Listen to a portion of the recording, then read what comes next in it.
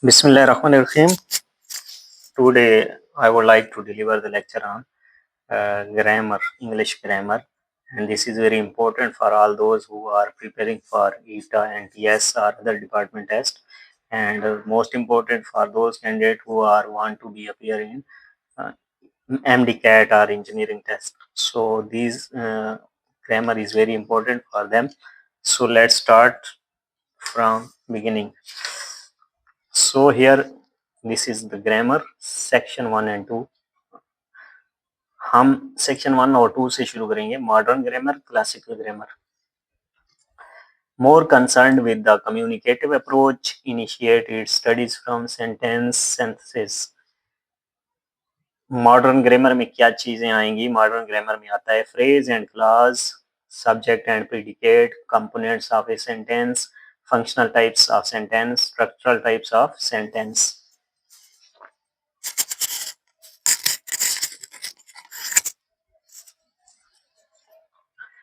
Classical grammar में इस set of classical rules कौन कौन से हैं? Parts of speech, tenses, active voice, passive voice, narration, direct narration, indirect narration और punctuation. Alphabet, words, we know that English contain 26 alphabet, 5 vowels and 21 consonants. So alphabet makes words and words change into phrase or clause, and phrase or clause makes sentence. Students, as we place a simple sentence monoclassed under the microscope of a grammar, we move sequentially from micro to micro and take following 3 initial steps listed next under the names of point number 1, 2 and 3. तो वो कह रहा है कि microscope में अगर आप sentence को रख दें तो अगर आप नीचे मतलब उसकी छोटी छोटी चीजें देखेंगे तो आपको क्या चीजें नजर आएंगी? आपको ये चीजें नजर आएंगी, फ्रेज एंड क्लास. अब फ्रेज क्या होता है? फ्रेज होता है collection of words, incomplete meaning, no finite verb, no tense, either subject और प्रेडिकेट.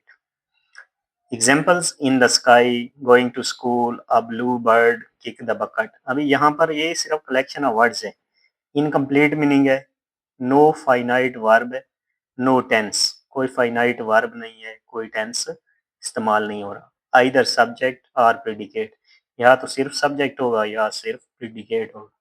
इन द स्काई, अब यहाँ पर इन द स्काई है तो ये हमारे पास क्या है? प्रेडिकेट है, लेकिन सब्जेक्ट इसमें मौजूद नहीं है. इन द स्काई, अब कोई समझ नहीं आ रही कि इन द स्काई आसमान में क्या है क्या नहीं है, कुछ बताया नहीं है, तो ये फ्रेज है.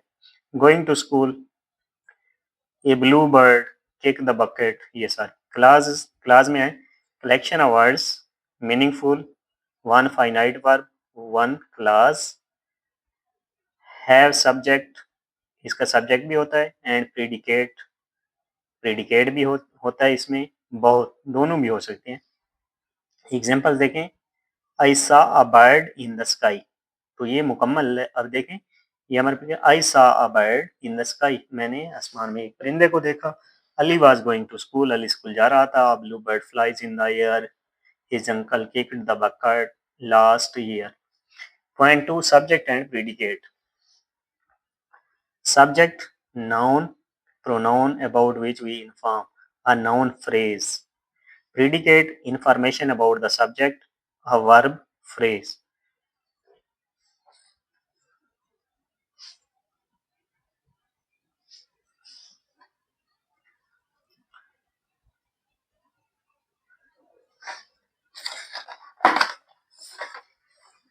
लाइट चली गई है तो आई होप कि क्लियर होगा. ये पढ़ते हैं, लाइट भी आ जाएगी.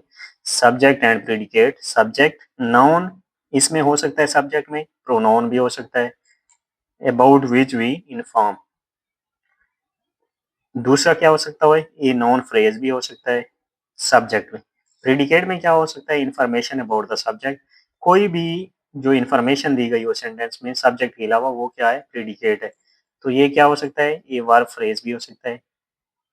एग्जाम्पल्स अब देखें, यहाँ पर Bilal killed a snake, Bilal ने सांप को मारा। यहाँ बिलाल क्या है, सब्जेक्ट है। किल्ड आ स्नेक क्या है, यहाँ पर प्रिडिकेट है, वो हमें बता रहा है कि बिलाल ने क्या किया। A very brilliant student topped in the class, a very brilliant student topped in the class, ये अब स्टूडेंट के बारे में बता रहा है। कौन सा स्टूडेंट, एक ब्रिलियंट स्टूडेंट, उसने क्या किया, तो ये टॉप्ड इन द क्लास, ये प्रिडिकेट है, हमें बता रहा है कि उसने टॉप किया क्लास में।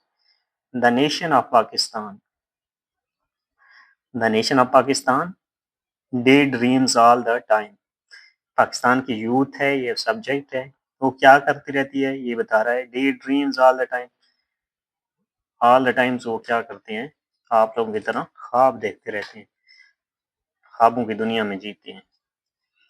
इन the morning on the grass runs a grass hopper, अब ये हमारे पास सब्जेक्ट है, ग्रास होपर के बारे में बता रहा है, तो वो प्रेडिकेट है। In the morning on the grass runs a grasshopper. यहाँ पर देखें प्रेडिकेट क्या है, यहाँ पर predicate he rides a bicycle, rides a bicycle, he ये सब्जेक्ट पर, सब्जेक्ट जो है हमारे पास ही है, तो राइड्स अ बाइसाइकिल वो क्या करता है, राइड्स करता है बाइसाइकिल के ऊपर। द पीपल रन फास्ट, के लोगों के बारे में बता रहा है। He plays in the park, ये भी ही के बारे में बता रहा है कि वो कहाँ खेलता है, पार्क में। On the top floor lives Ali, Ali के बारे में बता रहा है कहाँ रहता है। तो ये हमारे पास प्रेडिकेट्स हैं। नेक्स्ट हमारे पास है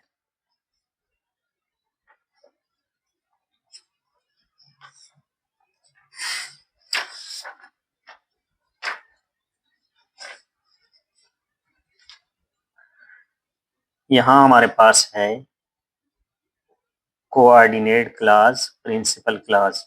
इसको इंडिपेंडेंट क्लास जो होती है, इसको हम कहते हैं कोऑर्डिनेट क्लास या प्रिंसिपल क्लास, क्योंकि ये इंडिपेंडेंट है। तो इंडिपेंडेंट बंदा कोई भी होगा तो वो क्या होगा, प्रिंसिपल ही होगा ना, प्रिंसिपल। तो ये हमारे पास भाई ये किसी पे डिपेंड नहीं है, तो इंडिपेंडेंट है, तो ये प्रिंसिपल भी क्लास इसको कह सकते हैं। Independent class and independent class are main, principal class is a class that can stand by itself as a simple sentence, simple sentence की तरह ये खुद अपना मीनिंग देगी, ये किसी का सहारा नहीं लेगी भाई, ये किसी का सहारा नहीं लेगी, इसलिए तो इसको हम कह रहे हैं ये इंडिपेंडेंट क्लास है, समझा देगी पूरी बात, इसलिए इसको मेन क्लास और प्रिंसिपल क्लास भी कहते हैं। It contains a subject and a predicate, इसमें एक सब्जेक्ट होगा, एक प्रेडिकेट होगा। It makes sense on its own as a sentence, ये अपने आप में एक सेंटेंस ही होगा, पूरी बात समझाएगा। Two or more independent clauses make compound sentences, दो या दो से ज्यादा जो है इंडिपेंडेंट क्लास अगर एक सेंटेंस में आ गए तो उस सेंटेंस को हम कहते हैं compound sentence. I enjoy sitting by the fire place and reading, I enjoy sitting by the fire place and reading, ये देखें यहाँ पर I enjoy sitting by the fire place and reading, तो ये क्या है हमारे पास, एक ही सब्जेक्ट है, एक ही वर्ब है, तो ये हमारे पास इंडिपेंडेंट क्लास है। दूसरा देखें, waiting to have my car's oil changed is boring, waiting to have my car's oil changed is boring, she wants to travel the world, our planet revolve around the sun, hurricanes strengthen our warm waters, cheetah are the fastest land animals। तो ये क्या है, ये सारे के सारे खुद ही independent है, इनको किसी सहारे की जरूरत नहीं है। The relation of independent class with the structural types of sentence, one independent class, one finite verb in one sentence inside one full stop is called a simple sentence. जो अगर एक, अभी क्या बता रहा है, वन इंडिपेंडेंट क्लास, क्या मतलब वन फाइनाइट वर्ब हो उसमें, इन वन सेंटेंस, एक ही सेंटेंस हो, इनसाइड वन फुल स्टॉप, एक ही फुल स्टॉप के अंदर, is called a simple sentence. ये सादा जुमला होगा, सिंपल सेंटेंस होगा। One subject one predicate combination is called simple sentence. इसमें एक ही सब्जेक्ट होगा, एक ही प्रेडिकेट होगा, यानी कि एक सब्जेक्ट के बारे में कोई बात बता रहा होगा तो वो सिंपल सेंटेंस होगा। इसको मोनोक्लॉज्ड कहते हैं। Being a good athlete, he won the first prize in the in enchanting game. Being a good athlete, एक अच्छा एथलीट होने के नाते he won the first prize in the enchanting game। तो ये उसने क्या किया कि बता रहा है कि वो एक अच्छा एथलीट था, इसलिए he won the first prize in the enchanting game। उसने गेम्स में जो है फर्स्ट प्राइज जीता। तो ये हमारे पास सिंपल है। He addressed the issue immediately to prevent any harm। ये भी सिंपल है। The mannered people are always successful। simple। A full description of car accidents have been reported। Each of the three boys loves to ride। Mr. Shan, together with his family, goes to England। The headmaster wants to speak to you। We can drive through the tunnel। ये सारे हमारे पास simple sentence की examples हैं। More than one independent class, two or more than two finite verbs in one sentence inside one full stop is called a compound sentence। एक ही full stop के अंदर अगर two और more than two finite verbs आ जाएं तो वो compound sentence बनता है। कैसे? टू और more than two independent classes in one sentence inside one full stop constitute a compound sentence। It contains two or more than two finite verbs। I waited for the bus but it was late।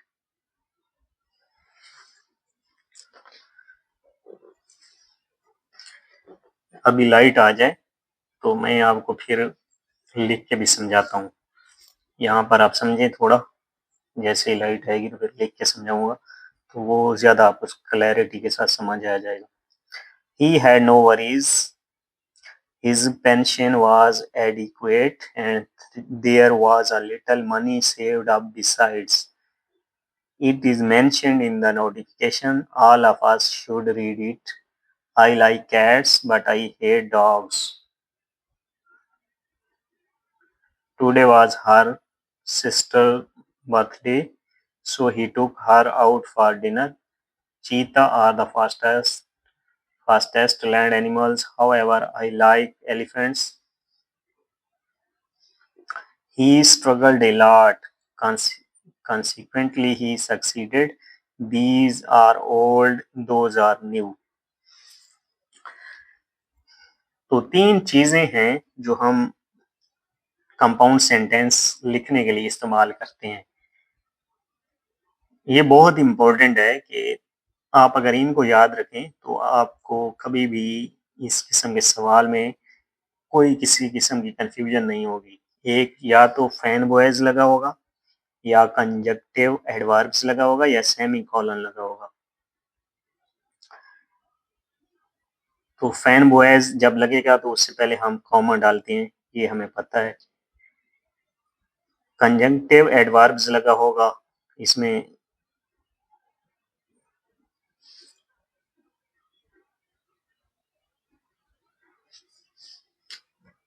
Conjunctive adverb लगा होगा, semi colon लगा होगा। यहाँ पर देखें, ये जो but लगा हुआ है ये क्या था हमारे पास? ये हमारे पास फैन बॉयज है और इससे पहले हमने क्या लगाया था? कॉमा लगाया हुआ है। यहाँ पर देखें सेमी कॉलन से ये ही है नो वरीज, उससे कोई परेशानी नहीं थी, कोई उसको परेशानी नहीं थी। पूरा एक सिंपल सेंटेंस है, हमें समझ आ गई कि वो क्या कहना चाह रहा है। फिर हमने सेमी कॉलन लगाया। His pension was adequate. अब यहाँ पर दूसरा वर्ब आ गया, यहाँ पर एक हैड वर्ब आया हुआ था और यहाँ पर हिज पेंशन वाज एडिक्वेट। तो अगर कोई ये कहे कि हिज पेंशन वाज एडिक्वेट तो ये भी समझ आती है कि उसकी पेंशन जो है वो उसके लिए काफ़ी थी। तो यहाँ पर ये अलग है, ये अलग है, तो सेमी कॉलन भी से भी हम लिख सकते हैं। यहाँ पर देखें फैन बॉयज के साथ लिखा है I waited for the bus, तो मैंने बस के लिए इंतज़ार किया, कंप्लीट है। बट इट वाज लेट, लेकिन वो लेट थी, तो ये भी क्या है, कंप्लीट है। तो हम इन 3 चीज़ों से बना सकते हैं। ही हैड नो वरीज़, वो मैंने बता दिया आपको। यहाँ पर देखिए हमने कहा कंजंक्टिव एडवर्ब्स, तो वो हम जो है यहाँ पर देखिए अगला step, I like cats, but यहाँ पर भी हमने क्या लगाया, फैन बॉयज लगाया। Today was her sister birthday, comma, so यहाँ पर भी हमने फैन बॉयज लगाया। Cheetah are the fastest land animals, यहाँ पर semicolon. However, I like elephants. He struggled a lot. Semicolon. Consequently, he succeeded. तो ये जो वर्ड्स आए हुए हैं ना, consequently, however, तो ये हमारे पास इंजेक्टिव एडवर्ब्स हैं। Identify the underlined clause and name the structural type of sentence.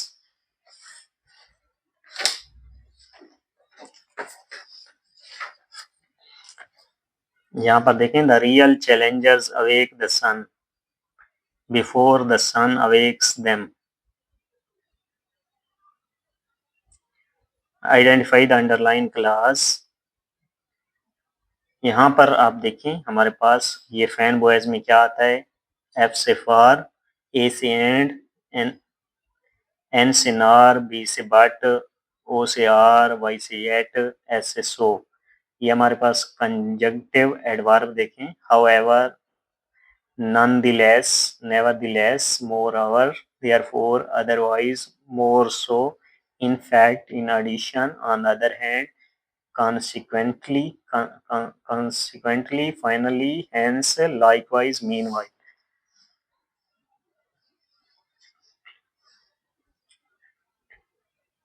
I hope कि इसको कुछ कंजेक्टिवली भी पढ़ते हैं, तो कॉन्सिक्वेंटली वैसे देखने में पढ़ा जाता है, तो दोनों मैंने देखे हैं, कोई इसको कंजेक्टिवली पढ़ रहा होता है, कोई कॉन्सिक्वेंटली पढ़ रहा होता है। ये हमारे पास जो है ये कंजंक्टिव एडवर्ब्स हैं, तो ये तीनों चीज़ें हम इस्तेमाल करते हैं कंपाउंड सेंटेंस में। यहाँ पर हमने क्या चीज़ को अंडरलाइन, जो चीज़ें हैं क्या हमने मालूम करना है, identify the underline clause and name the structural type of sentence. The real challengers awake the sun, जो रियल चैलेंजर्स हैं, अवेक द सन, वो सूरज को जगाते हैं। तो ये क्या है हमारे पास, ये हमारे पास आपको पता है क्लास है। Before the sun awakes them they reached Multan safely for they were to attend a marriage function. They reached Multan safely, तो ये एक पूरा इधर सब्जेक्ट भी है, दे, इधर क्या है हमारे पास वर्ब भी है। तो यहाँ पर हमारे पास ये एक सेंटेंस है इंडिपेंडेंट, और कामा हमने लगाया, फिर हमने फैन बॉयज लगा, for they were to attend a marriage function, तो ये हमारे पास दूसरा क्या है, हमारे पास यहाँ पर सब्जेक्ट भी है, हमारे पास वर्ब भी है, तो ये हमारे पास दूसरा इंडिपेंडेंट क्लॉज है। Shall we have been cheated by them before the witnesses record their statements? तो यहाँ पर बिफोर जो है ये हमारे पास कौन सा है, ये हमारे पास है सबऑर्डिनेट कंजंक्शन। सबऑर्डिनेट कंजंक्शन है, तो ये हमारे पास क्या हो जाएगा, ये हमारे पास हो जाएगा बेटा, ये हमारे पास हो जाएगा डिपेंडेंट क्लास। तो जब एक डिपेंडेंट क्लास हो और एक इंडिपेंडेंट क्लास हो, तो ये हमारे पास बनेगा, क्या बनेगा, ये हमारे पास कॉम्प्लेक्स सेंटेंस। पहले हम पूरा पढ़ लेते हैं ताकि बाद में फिर आपको सही समझ आए। यहाँ पर डिपेंडेंट क्लास देखें, subordinate class. Dependent clause, a dependent clause is a clause that does not make sense on its own as a sentence. ये इस तरह से है कि ये खुद कोई एज ए सेंटेंस मीनिंग नहीं देगी।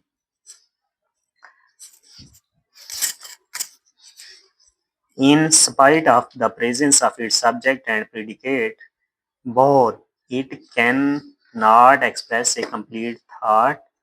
A clause becomes dependent because of the presence of marker words that are called subordinate conjunctions.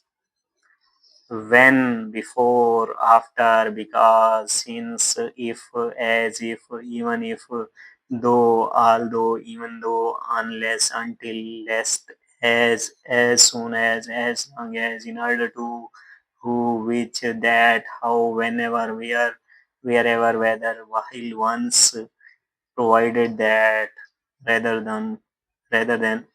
These marker words turn a sentence into a complex or compound complex sentence.